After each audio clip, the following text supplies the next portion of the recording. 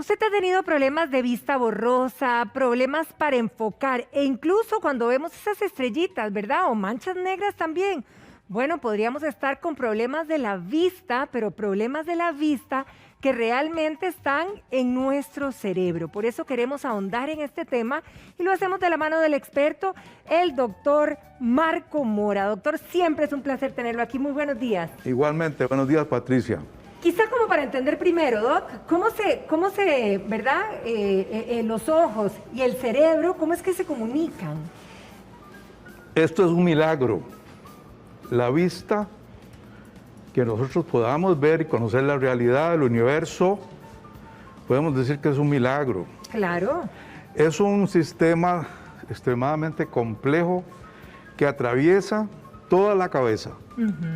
Comienza aquí en la retina y va a parar aquí a una pantalla en el lóbulo occipital. Wow. Ahí finalmente se forma la imagen y las imágenes que tenemos al frente.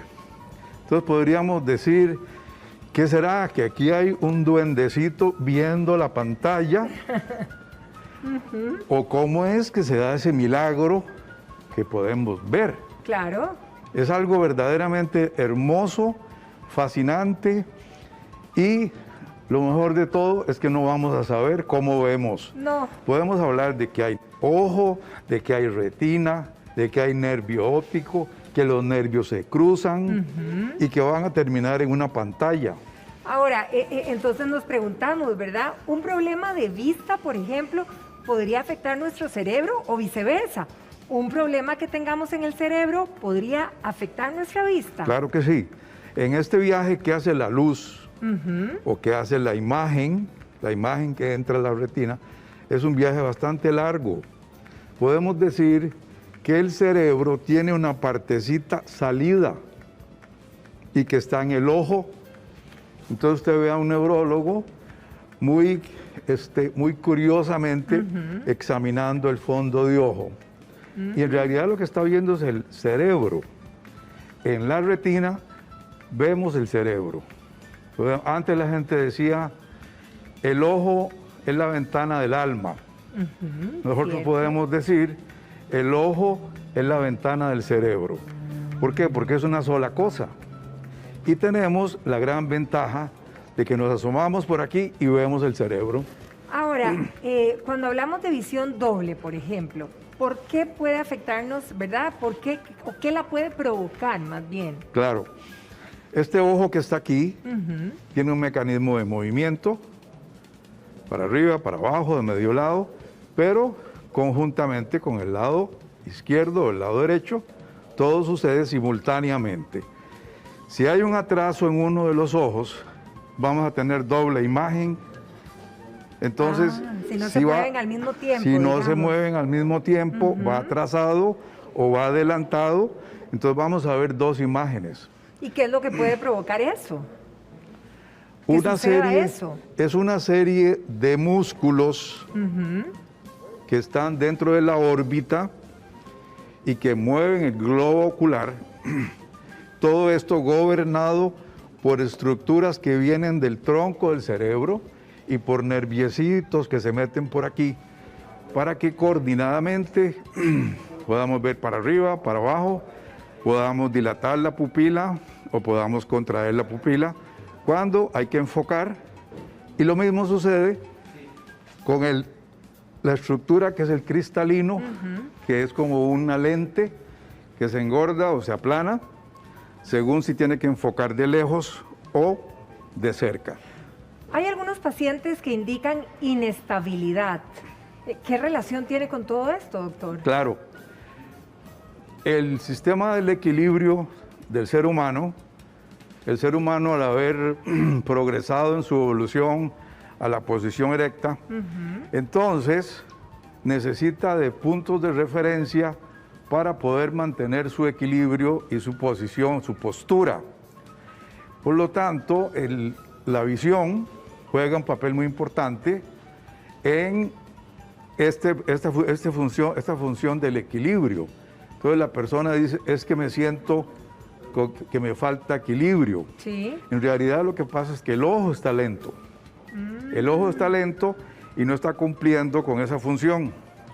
De ahí que la persona no vidente necesite un entrenamiento especial para encontrar su postura poco a poco, aún sin tener visión. Ahora, ¿qué pasa cuando empezamos a tener esa vista borrosa, esas estrellitas que comentábamos ahora, e incluso cuando uno dice, me fui a negro, ¿verdad? Porque lo que tiene es uno una mancha negra y de repente pierde como la visión. Bueno, recordemos lo que pasa con un migrañoso, por ejemplo. Un migrañoso prácticamente le quitan la luz, prácticamente queda sin poder ver. ¿Cierto? Como estos son estructuras donde flota el agua y flotan los gels, pues aquí hay, digámosle, ya he visto más grande, hay pequeñas, digámosle, pequeños residuos ahí que normalmente no se ven, pero que con algunos reflejos, algunas luces, podemos comenzar a ver digámosle, estos residuos que están dentro del ojo y nos parece que estamos viendo estrellitas. Claro. O lo que es más interesante es la retina. La retina es una estructura que está llena de celulitas que perciben la luz y pueden tener ciertos trastornos, especialmente con la edad, porque esto depende de irrigación.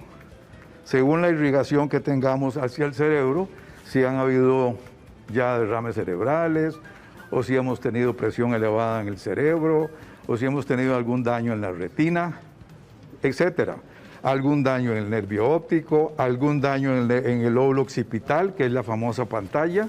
Todo eso nos da trastornos. Ahora, nos preguntaríamos todos, ¿verdad? ¿Cómo se pueden confundir o cuáles son las enfermedades más bien que se confunden cuando son cerebrales o cuando verdaderamente son oculares?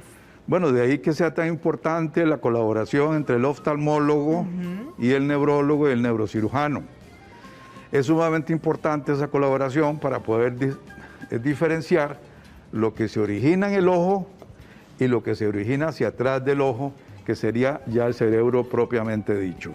Doctor, hay gente que se pregunta que la gente que digamos, trabaja largas jornadas, que duerme muy poquito, ¿podría ser, digamos, un factor que detone esto?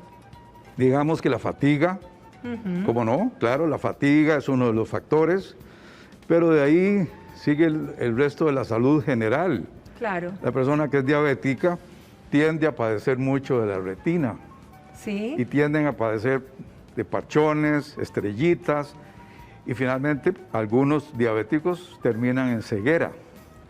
Por lo tanto, presión arterial elevada también produce ruptura de pequeños vasitos y daños que van en la retina, que van en el nervio óptico, que van en toda la radiación óptica donde se abre, y finalmente en la corteza del cerebro, que es donde yo les digo que es como que donde está la pantalla.